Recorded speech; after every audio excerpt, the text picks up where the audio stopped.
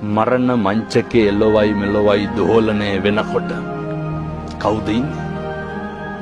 අනුන් වෙනුවෙන් සැප සතුට තීරණය කරපු අපි, අනුන් වෙනුවෙන් ගෙවල් දොරවල් හදපු අපි, අනුන් වෙනුවෙන් තමන්ගේ ආධ්‍යාත්මය නාස්ති කරගත්ත අපි තථාගතයන් වහන්සේ දේශනා කරනවනේ පින්නතුනේ, මරණ මංචකේ ලොවයි මෙලොවයි දෝලණය වෙනකොට පුත්තාමත්ති ධනම්මත්ති තිබාලෝ විහඤ්ඤති අත්තාහි අත්තනෝ නත්ති කුතෝ පුත්තෝ පුතෝ ධනං.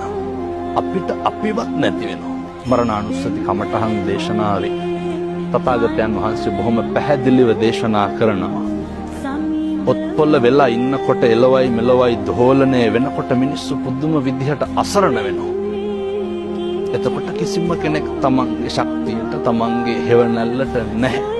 ඒක තේරුම් ගන්නට තමයි උන්වහන්සේ මරණානුස්සතිය දේශනා කරේ ජීවත් වෙලා ඉන්න කාලය තුල. මිනිස්සුන්ට පුළුවන් නම් මේ කාරණේ ජීවත් වෙලා ඉන්නකොට තේරුම් ගන්න. මිනිස්සු අතින් සිද්ධ වෙන අකුසල් ප්‍රමාණය ස්වල්පයි. මේ කාරණය දැකපු මනුෂ්‍ය ආත්ම භාවයේ දුර්ලභකම දැකපු ශ්‍රීනාශ්‍රවයන් වහන්සේලා, මහ රහතන් වහන්සේලා, බෝධිසත්වයෝ, බුදු මේක කොච්චර අපූර්වට පරිස්සම් කරාද?